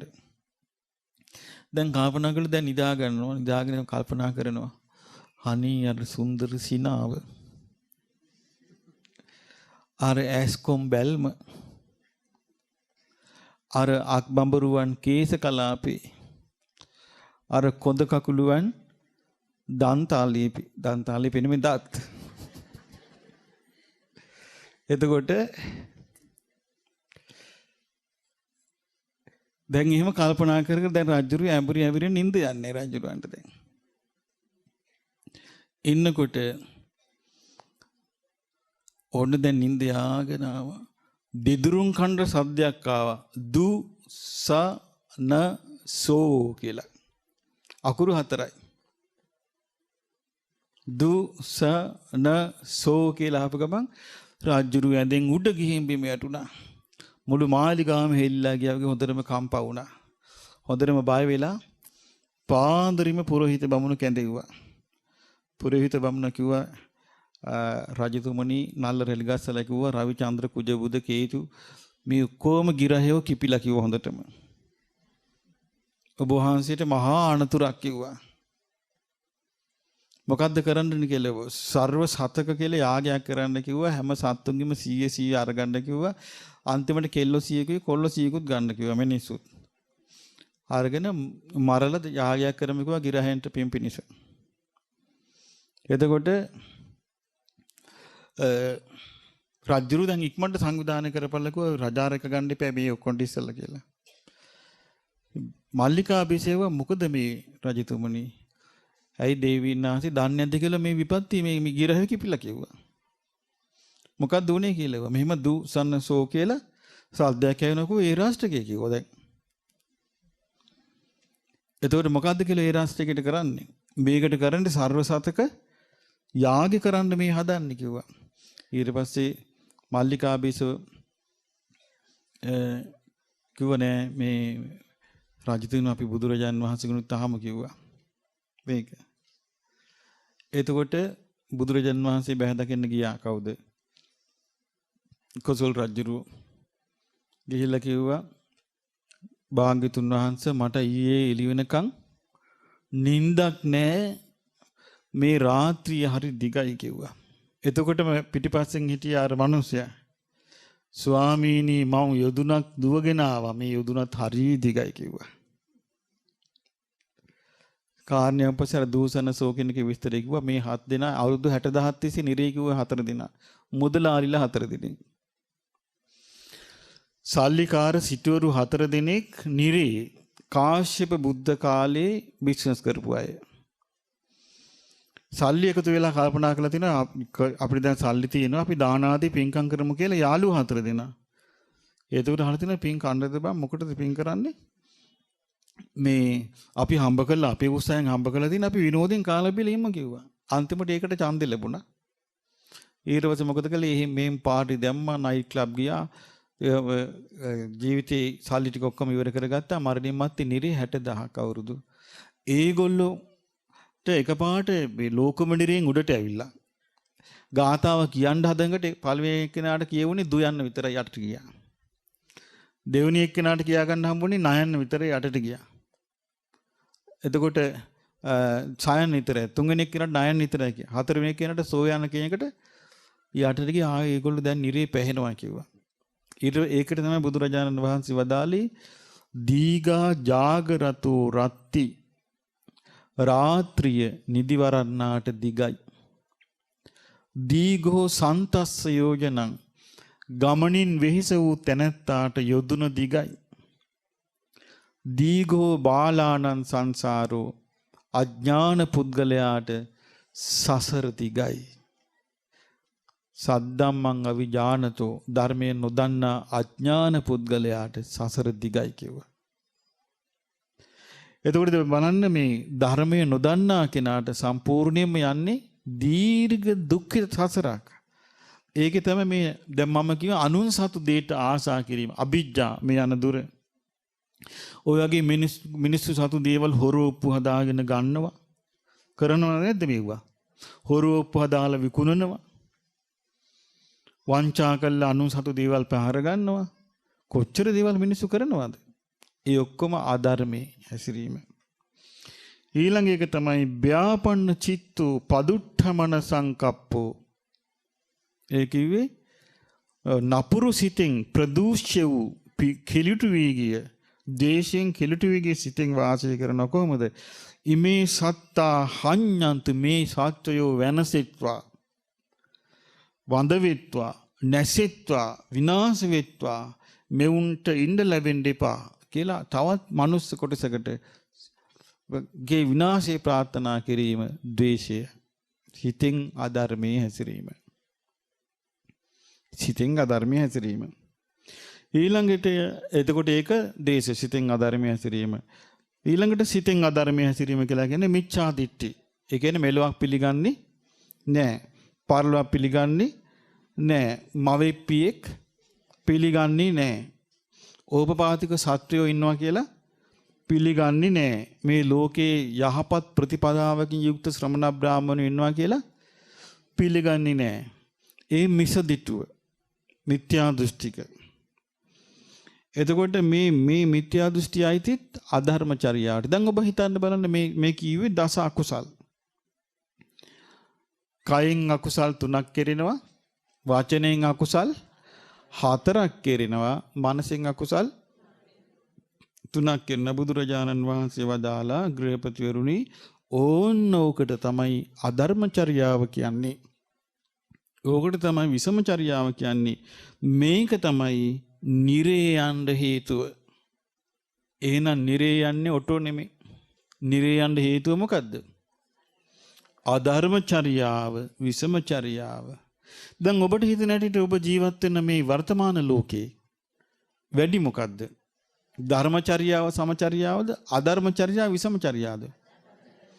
අධර්මචර්යාව විසමචර්යාවේ ඉන්න පුද්ගලයාට ප්‍රාර්ථනාවකින් කරන්න බෑ. මේ යනවාමයි. ඊළඟට බුදුරජාණන් වහන්සේ තෝරා දෙනවා ධම්මචර්යා සමචර්යා. සුගතියේ ඉපදලා තියෙන එනම් කොමකින්ද? ධර්මයේ හැසිරීමෙන්. ධර්මයේ හැසිරීමෙන්. මට මතකයි ඉස්සර මුල් කාලේ අපි ඔය දිවි ලෝක ගැන කියද්දි සමහර ආච්චිලා කියනවා අපිට නම් යන්න බෑ දිවි ලෝකේ කියනවා. ඒ හේතුව මොකෝ? ධර්මයේ හැසිරීලා නැතිකම. එහෙනම් දිවි ලෝකේ යන්න නැත්නම් කොහෙද යන්න තියෙන්නේ? නිරේනේ. ධර්මයේ හැසිරීලා නැතිකම. අනේ අපිට යන්න බෑයි කියලා අහනවා. පින් කරගන්න බැහැ නෝ. ඒ කියන්නේ පිනගෙන අර්ථي දන්නෙත් නැතිකම. පිනක් කියන මොකද්ද කියලා දැන් බලන්න මේ ධර්මචර්යාව අධර්මචර්යාව හොඳට දැනගත්තොත්. දැන් මේ අධර්මචර්යාව කියලා අපි ඉගෙන ගත්තානේ. අධර්මචර්යා කයින් කීයක්ද? කයින් 3යි. වචනෙන් කීයක්ද? 4යි. මනසෙන් කීයක්ද? කාගේ අවබෝධයද? බුදුරජාණන් වහන්සේගේ අවබෝධය. එහෙනම් ඒක අපි හිතෙන් හිතාගන්න එකක් නෙමෙයි. ඒක බුදුරජාණන් වහන්සේ ඥාණයකින් චුතුපපාත ඥාණයෙන් උන්වහන්සේ බලන මේගොල්ලෝ කොහොමද මේ නිරේ ගිහින් තියෙන්නේ. උන්වහන්සේ බලන මේගොල්ලන්ගේ පෙර ආත්මෙ මේගොල්ලෝ මොනවද කරලා තියෙන නිරේ යන්නේ. බැලුවාම මේ දස අකුසල් කරලා ඒ බුදුරජාණන් වහන්සේගේ බුද්ධ ඥාණයෙන් මේ තොරතුරු කියන්නේ අපිට. ඒතරේ බුදුරජාණන් වහන්සේගේ සම්බුදු මහිමෙන් දේශනා කරනවා නැත්තම් මේව අපිට වෙන පොත්පත්වල නෑනේ. අපිට ඉස්කෝලේදී කවදාවත් හම්බුනද මේව ඉගෙන ගන්න? නෑනේ. එතකොට ඊළඟට ධම්මචර්යා සමචර්යාවෙන් දෙවියන් අතරේ උපදිනවා. කොහොමද ඒ උපදින්නේ? මේකේ තියෙනවා ගෘහපතිවරුනි කෙනෙක් කයෙන් 3 අයුරකින් ධර්මචර්යාවේ යෙදෙනවා. කයෙන් කීයරින් යෙදෙනවද? 3 අයුර. මේකේ ලස්සනට තියෙනවා. පාණාතිපාතම් පහය පාණාතිපාතා පටිවිරතෝති. ඒ කිව්වේ සතුන් මැරීම අත්හැරලා ඒකෙන් වෙන් වෙලා වාසය කරන කොහොමද? නිහිත දණ්ඩෝ සතුන්ට හිංසා කරන්න දඬු මුගුරු ගන්නෑ අතට. නිහිත සත්ත්වහානිය පිණිස ආයුධ ගන්නෙ නෑ අතට. ලජ්ජී සත්ත්වහානියට ලැජ්ජයි. දයාපන්නෝ දයාවෙන් යුක්තයි. සබ්බ පාන භූත හිතානුකම්පී සියලු ප්‍රාණ භූතයින් කෙරෙහි හිතානුකම්පීව වාසය කරනවා. මම ඔයගලන්ට කියන්න ඒකේ වෙනස මට මතකයි අපි ඔය දෙමළ කොළහල එන කාලේ හිටියේ අපි ශේරවිල හිටියේ. එතකොට ඔය කොටි ගහපු කාලේ පැත්තට කොටි ගහනවා. කොටි ගහන්න පටන් ගත්තාම මේ දෙමළ ගම්මානයක අවුරුදු 30ක් තිස්සේ හිටියා බෞද්ධ පවුලක්. ඒ හරි ගොඩක් බෞද්ධ හිටිය ඔක්කොම ගහලා ගියා. එතකොට ඒ තාත්තා ඒ අම්මයි ළමයි 4 දෙනෙක්ද කොහෙද? අම්මයි ළමයි ටිකයි කිව්වා තාත්තේ අපි මේ ඉඳලා හරියන්නේ අපි පණ බේරන් පයිමු කියලා. තාත්තා කිව්වා උඹලා ඵලයල්ල මං දැන් අවුරුදු 35ක් මේ ගමි. මේ පොඩි දරුවෝ හිටන් මං අඳුරනවා මට මොන හානියක්ද කියලා කිව්වා. කවුරුත් නැහැ මේ ගමේ බේරන්න ඒ සිංහලයාව. එතකොට මේ දරුවෝ ටිකයි මේ අම්මයි ඔක්කොම අඬාගෙන අපි පන්සලට ආවා. ඉතින් අපි පන්සලේ විශ්‍රාමශාලා කාමරේ ඒගොල්ලෝ හිටියා. ඔන්න ආරංචි වුණා තාත්තව දෙමළු ඇවිල්ලා කැපුවා කියලා. දෙකට කපලා ගිහිල්ලා. ගමේ කවුරුවත් නැහැ. එකට හිටපු මිනිස්සු බේරන්න කෙනෙක් නැහැ. අඩු ගානේ ගිහිල්ලා වැවිවත් අංගන්න එපා. වැවි හැංගිලා හිටපන් ගෙදර බුදියන්න එපා කියලා. කවුරුත් නැහැ. ඔය අතරේ හිටියා අපේ ඒ කියන්නේ මොකද්ද විදුලි බල මණ්ඩලයෙන් පත් වෙලා ආපු මඩකල්පේ ඉඳලා දෙමළ මහත්තයෙක්. එයා තමයි සම්පූර්ණ ශේරිවිල බැලුවේ. අරහේ දෙමළ මිනිස්සු ගහන්න හදනකොට මෙහි සිංහල මිනිස්සු කතා වුණා මේ මහත්තයා උස්සන්න. ආරංචුණා අපේ නායක හඳුනන්න. නායක හඳුරු මිනිස්සුන්ට පණිවිඩය උඹලා එකෙක් එන්න එපා මේ පන්සලට කිව්වා.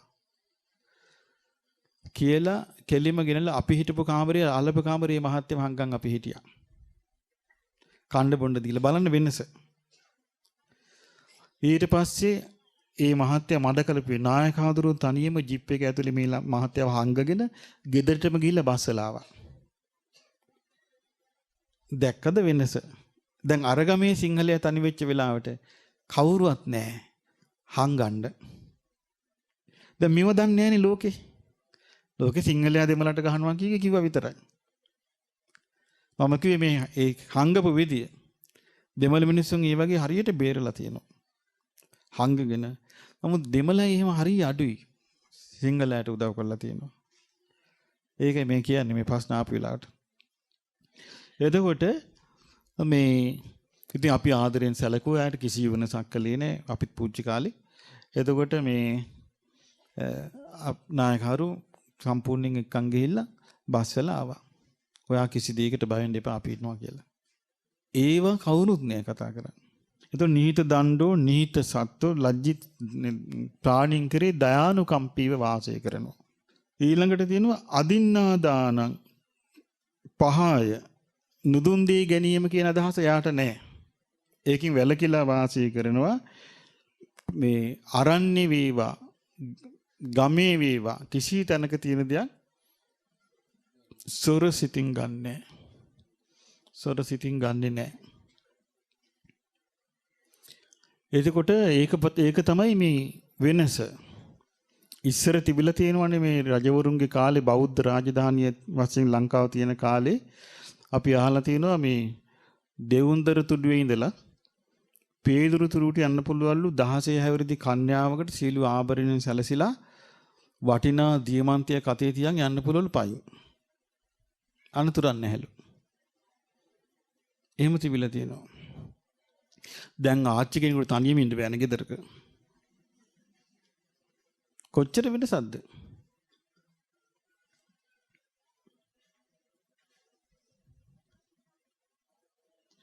ඊළඟට තියෙනවා කාමේසු මිච්ඡාචාරා පටිවිරතෝති. මේ වගේ අම්මා යටතේ, දෙමව්පිය යටතේ, සහෝදරිය යටතේ, සහෝදරය යටතේ, ස්වාමියා යටතේ, ඊළඟට ධර්මයේ තුල මේ ආරක්ෂාවල ඉන්න කිසි කෙනෙක් සමග අනාචාරය හැසිරෙන්නේ නැහැ. ආන් ඒක ධර්මයේ හැසිරීම.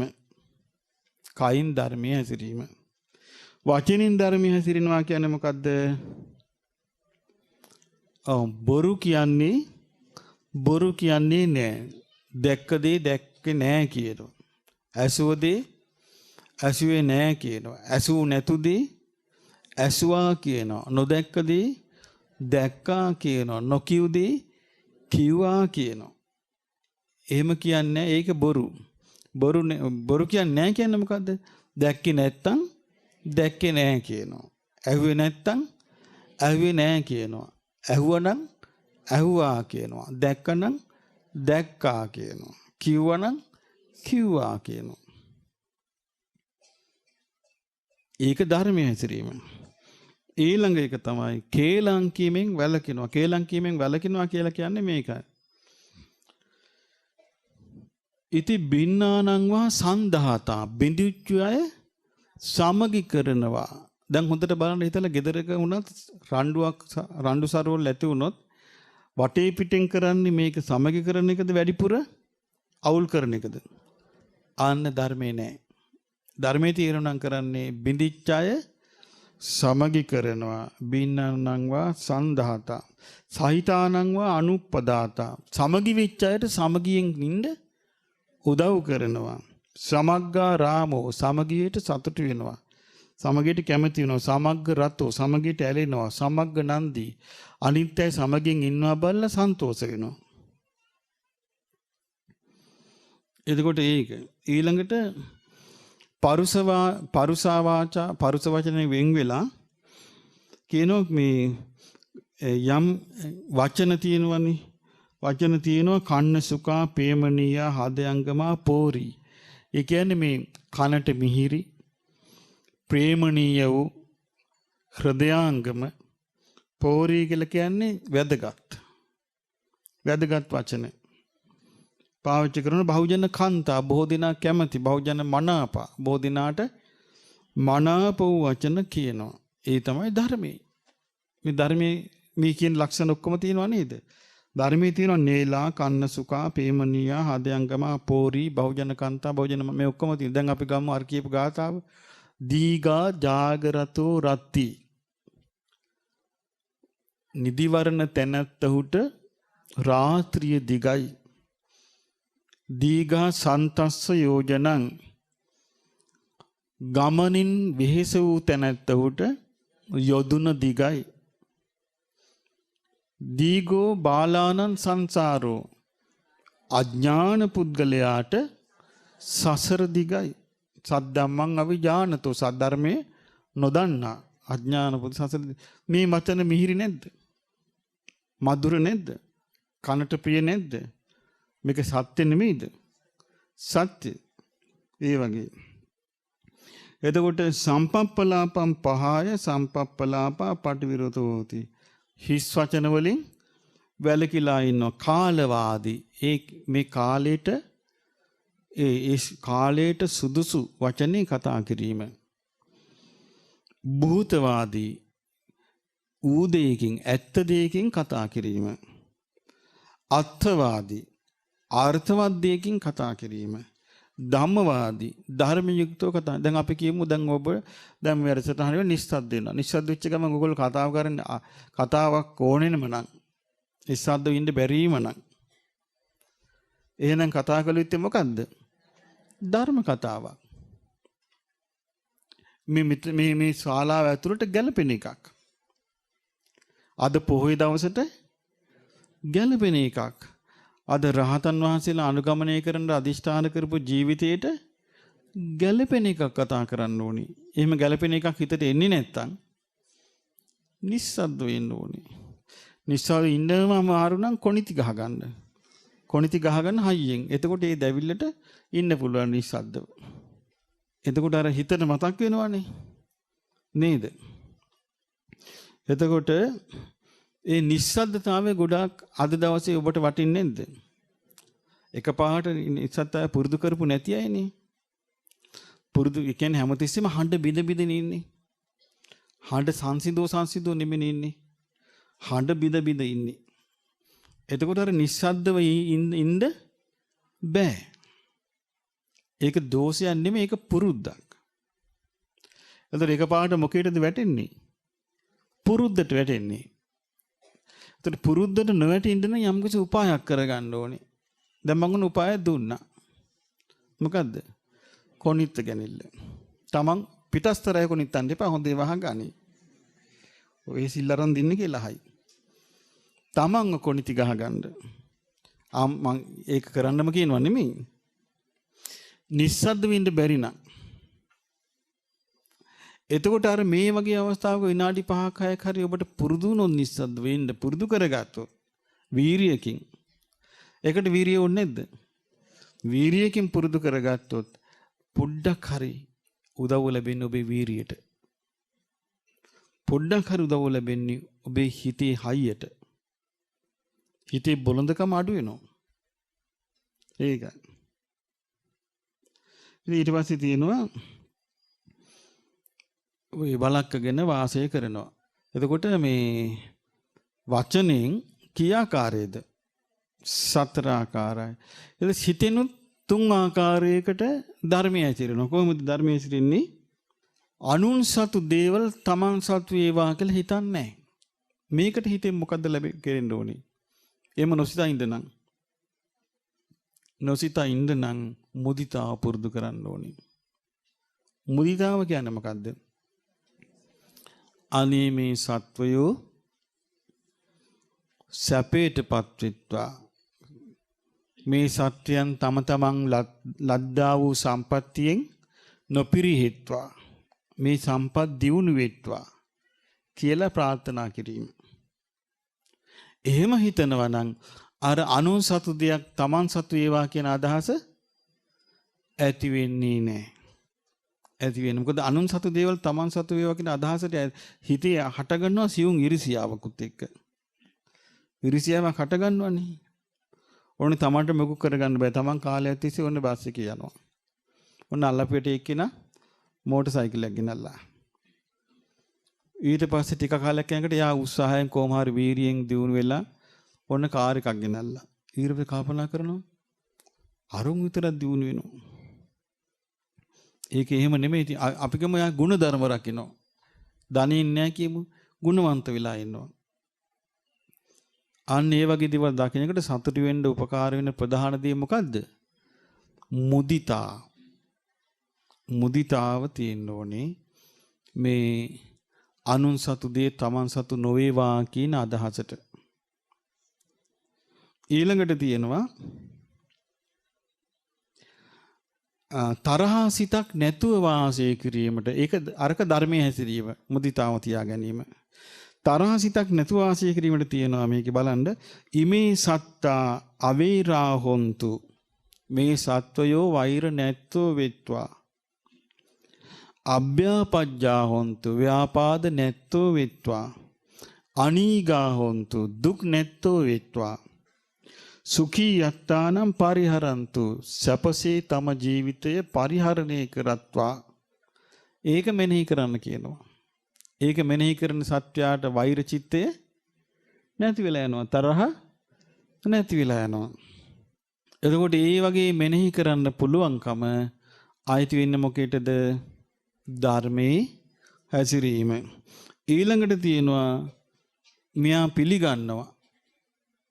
ඒ හිතෙන් පිළිගන්නවා මෙලොවක් තිබේ. පරලොවක් තියෙනවා. මට මව් කෙනෙක් ඉන්නවා. මට පියෙක් ඉන්නවා. දැන් ලෝකේ ඉන්නවා නම් අනිත් ලෝකේ අම්මලා තාත්තලා මැද්දේ තමන් වැදුව අම්මා එක්කිනයි නේද?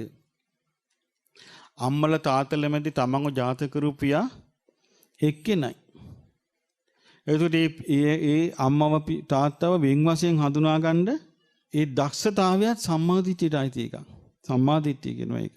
එතකොට මෙලොව පරලොව තියෙන මව්පියා ඉන්නවා, ඕපපාතික සත්වයෝ ඉන්නවා, ඊළඟට මේ ලෝකේ ශ්‍රමණ බ්‍රාහ්මණයෝ ඉන්නවා, මේ අවබෝධයක් ඇතුව ධර්ම දේශනා කරනවා කියලා. දැන් එතකොට ඒ අදහස නැත්තන්නේ මේ බුදු කෙනෙකුගේ ධර්මයට හිත යන්නේ නැත්තේ. දැන් මිසදිටු එක්කෙනාට එහෙම බුදු කෙනෙක් පහළ වෙලා ධර්මයක් දේශනා කරනවා කියලා එහෙම එකකට යන්නේ නැහැ හිත. ඒක සම්මාදිට්ඨිය ලක්ෂණයක්. බුදු කෙනෙක් පහළ වෙලා කියන ධර්මයක් කියලා. ඉතින් මෙහෙම ඒක කියනවා. ඊට පස්සේ ගෘහපතිවරුනි මේ විදියට ධර්මයේ හැසිරීමෙන් මරණින් මත්තේ දෙවියන් අතරේ උපදිනවා කියනවා. එතකොට ඊළඟට තියෙනවා මේකේ දැන් බලන්න බුදුරජාණන් වහන්සේ විස්තර කරනවා. ගෘහපතිය දැන් බුදුරජාණන් වහන්සේ මේ වැඩපු ගම්මානේ මොකද්ද? ශාලා. මේකේ වැඩිපුර ඉන්නේ කවුද?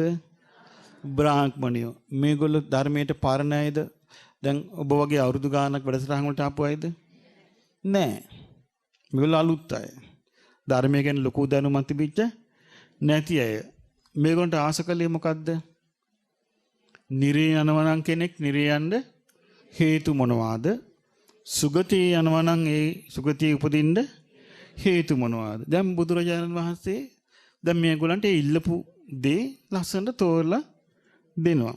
ඊට පස්සේ කියනවා බුදුරජාණන් වහන්සේ වදාලා ගෘහපතිරණි ඔබ ආසනං ආයිමත් උසස් බමුණු කුලේ උපදින්න.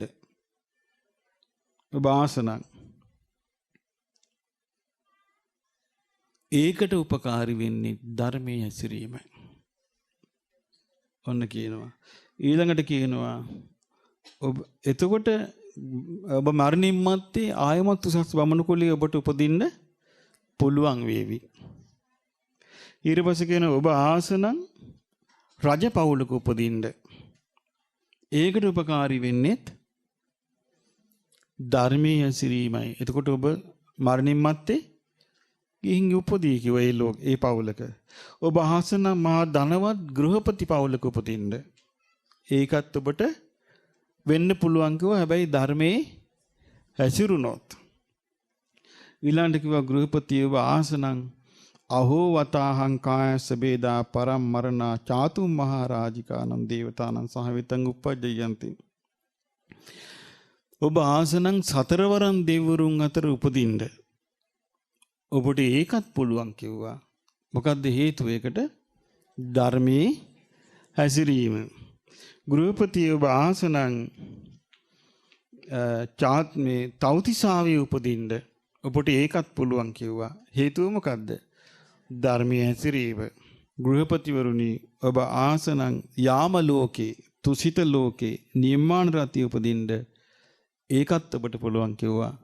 ඒ ඔක්කොම උපදින්න අවස්ථාව ලැබෙන්නේ ධර්මයේ හැසිරීමෙන්.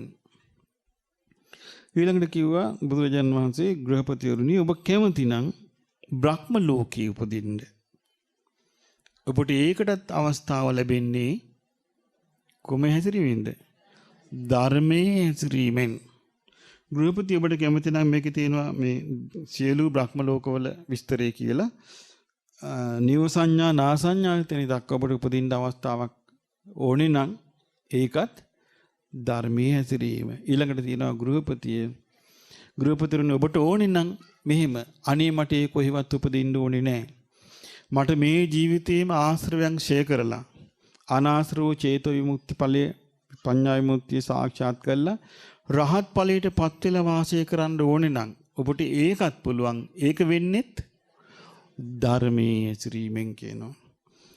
එතකොට බලන්න එහෙනම් මේ ධර්මයේ හැසිරීමෙන් කොච්චරනම් දේවල් විවෘත වෙනවද? ධර්මයේ හැසිරීමෙන් මනුස්ස ලෝකෙත් විවෘත වෙනවා.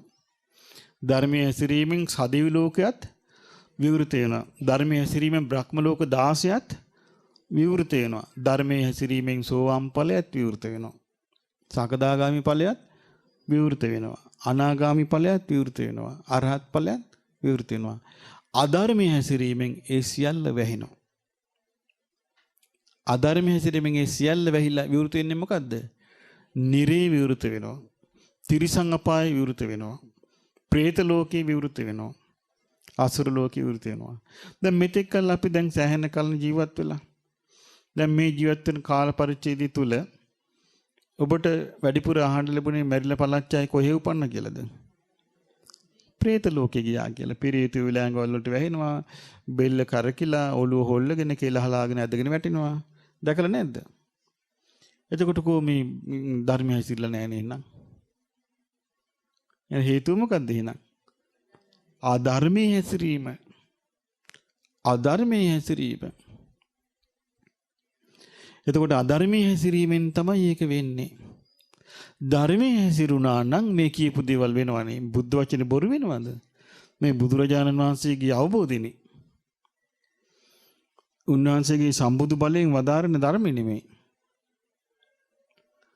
එතකොට උන්වහන්සේ බුදු නුවණින් දැකලා දේශනා කරන්නේ නම් ධර්මයේ හැසිරීමෙන් තමයි මේ ඔක්කොම අපට තියෙන්නේ. ධර්මයේ ඊට පස්සේ මොකද වුනේ? ඒවං වොත්තේ මෙසේ කිව් විට වදාළ විට සාලේයකා බ්‍රාහ්මණ ගහපතිකා භගවන්තං ඒ තදවෝචුං. එතකොට ශාලානුවර වාසය කරපු මේ බ්‍රාහ්මණ ගෘහපතිවරු දැන් ඔන්න බුදුරජාණන් වහන්සේ ඒව දේශනා කළා. අන්තිමට වදාළේ මොකද්ද? ඕගොල්ලන්ට රහත් වෙන්න ඕන නම් නිවන් සුව සාක්ෂාත් කරන්න ඕන නම් ඒකටත් හේතු වෙන්නේ ධර්මයේ හැසිරීමමයි කිව්වා. ඉතින් මේ බ්‍රාහ්මණ ගෘහපතිවරු බොහොම සන්තෝෂයටපත් වුණා. සන්තෝෂයටපත් වෙලා කියනවා අභිකන්තං බෝ ගෝතම බවත් ගෞතමයන් වහන්සේ අති මනහරයි. අභිකන්තං බෝ ගෝතම බවත් ගෞතමයන් වහන්සේ අති මනහරයි. කියනවා බවත් ගෞතමයන් වහන්සේ නික්කුජ්ජිතං වා උක්කුජ්ජේය. යක් මුණින් අතට හරවලා තිබිච්ච එක උඩු අතට හැරෙව්වා වගේ කියනවා. පටිච්චන්නං වා විවරෙය වහලා තිබිච්ච එකක් ඇරලා පෙන්නුවා වගේ කියනවා. මූලස්සවා මග්ගං ආචික්කෙය මම් මුලා වෙච්ච කෙනෙකුට හරිපාර පෙන්නුවා වගේ කියනවා. අන්ධකාරේවා තේලපජ්ජෝතං ධාරෙය චක්කුමන්ත රූපානි දක්ඛින්ති. ඇසැත්තෝ රූප දකිත්වා කියලා අන්ධකාරයේ අඳුරේ පහනක් පත්තු කළා වගේ කියනවා. අඳුරේ පහන පත්තු කළා වගේ කියනවා. ඇස් පේන අයට රූප පේන්න ලැබේවා කියලා.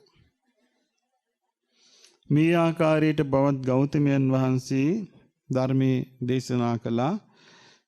ඒතේ මයම් භවන්තං ගෝතමං සරණං ගච්ඡාම ධම්මංච භික්ඛු සංඝංච කියන ඒ නිසා බවත් ගෞතමයන් වහන්සේ අපි බවත් ගෞතමයන් වහන්සේත් භාග්‍යවතුන් වහන්සේ වදාළ ධර්මයක් ශ්‍රාවක සංඝයා සරණ යනවා. උපාසකේනෝ භවං ගෝතමෝ ධාරේතු අජ්‍යතග්ගේ පානුපේතේ සරණං ගතේති. අද පටන් පණ තියෙන තුරා භාග්‍යවතුන් වහන්සේව සරණ ගිය ධර්මයේ සරණ ගිය ශ්‍රාවක සංඝයා සරණ ගිය උපාසකවරු බවට අපි පිළිගන්නාසේක්වා කියනවා. දැන් එතකොට දැන් බලන්න මේ සරණ ගියපු රටාව. මේ සරණ ගියේ කොහොමද? බුදුරජාණන් වහන්සේගේ අවබෝධය අදහගෙන නේද? දැන් මේ ධර්ම දේශනාව තුළ කියවෙන්නේ කාගේ අවබෝධයද? බුදුරජාණන් වහන්සේගේ අවබෝධය. ඊට පස්සේ බුදුරජාණන් වහන්සේ වදාළ දහා එහෙනම් උපාසකරුනි දැන් নমස්කාර කියන තුන් වතාවක් කියලා කිව්වද?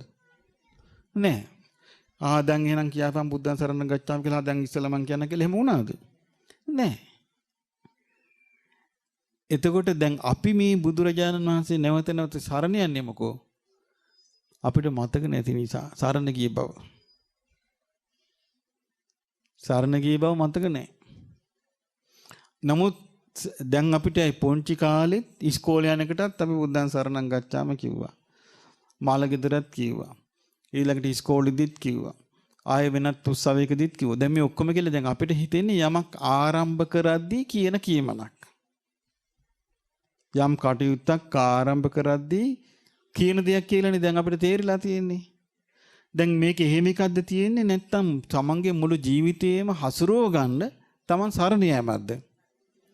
තමන්ගේ සිත කය වචනය කියන තුන්දොර ධර්මයේ තුල පිහිටුවා ගන්න තමන් සරණ යෑමක් තමයි මේ කරන්නේ. ඒතකොට ඒක තේරුම් නැත්නම් තමන්ට මේ සරණ පිහිටන්නේ නැහැ.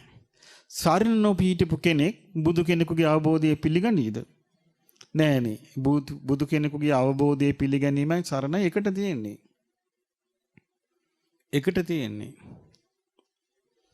ඒ නිසා හරි විදියට බුදුරජාණන් දැන් උන්වහන්සේ මේ ධර්මයේ දේශනා කළා තියෙන උන්වහන්සේ ඇස් දෙකෙන් දැක්ක නිරියේ.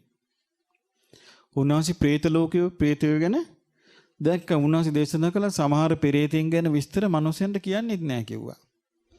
මිනිස්සු අදහ නොගත්තොත් බුදුරජාන් වහන්සේගේ අවබෝධින අදහ නොගන්නේ. එතකොට මේ මිනිස්සුන්ට පෞරස් වෙනවා කියලා.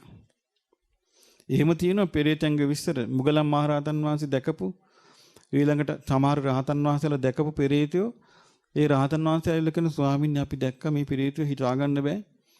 මේ යොදුන් 25ක් දිග මේ පෙරේත සර්පයෙකු දැක්ක මිනිස්සෙකුගේ මූණක් තියෙනවා.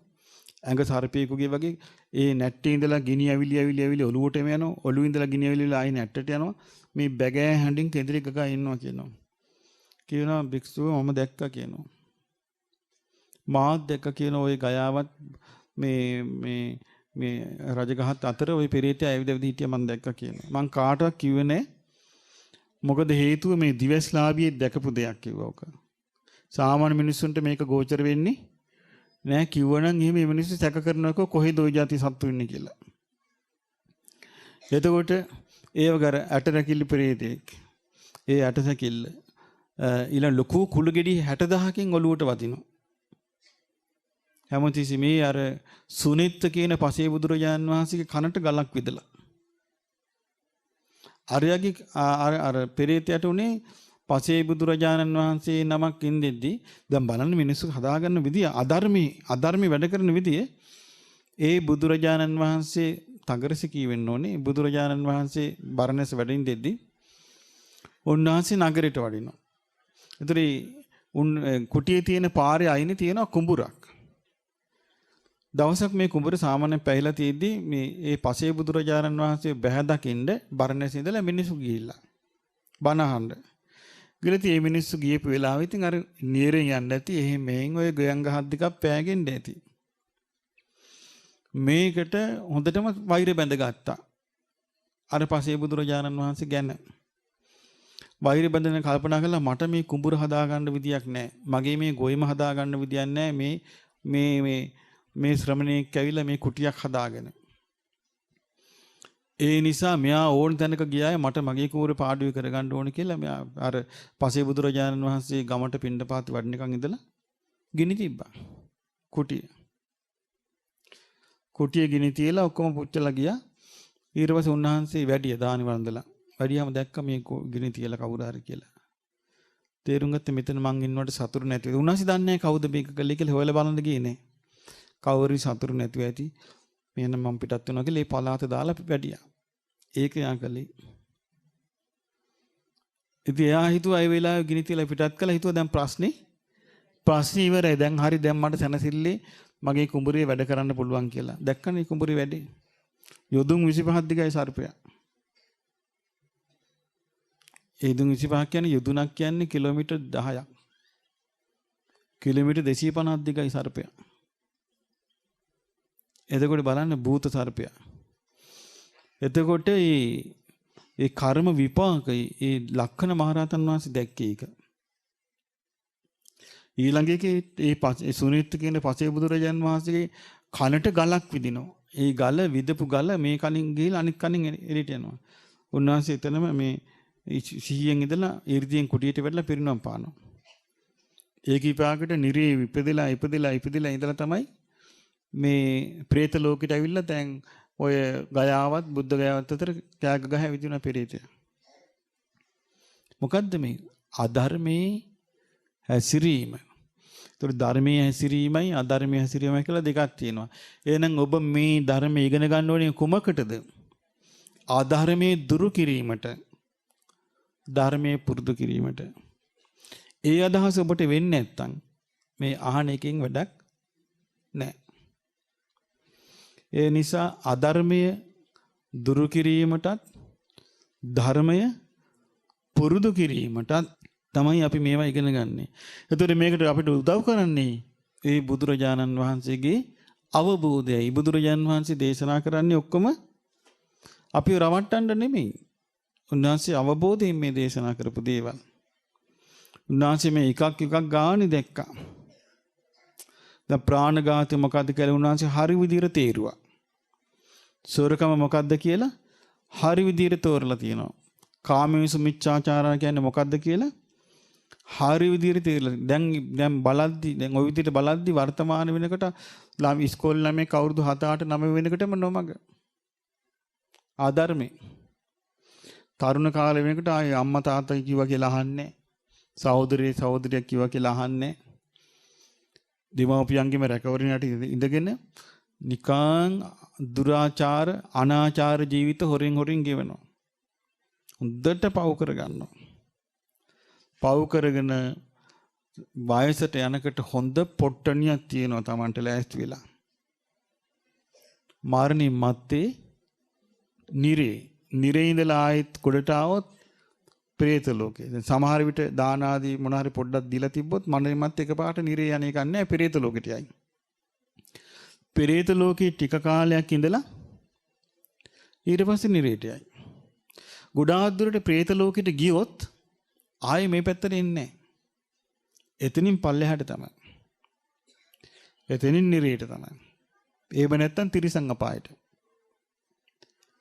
දැන් අපිට පේනවනේ මේ පාරේ යනකොට බලල්ලු ඊළඟට මේ අසරණ සත්ත්වින පේනව නේද? මේගොල්ලෝ මනුස්ස ලෝකෙ හිටපු අයද නැද්ද? මිනිස්සු. මනුස්ස ලෝකේ අපි වගේ හිටපු අය ඔය. අධර්මයේ හැසිරිලා. අධර්මයේ හැසිරිච්ච එකේ විපාකේ. ඔබට කෝපි පේන්නේ නැද්ද? මිනිස්සු. කලින් ආත්මවල හිටපු. අධර්මයේ හැසිරිලා. ඒ தත්ත්වයට පහළටම වැටි යනවා.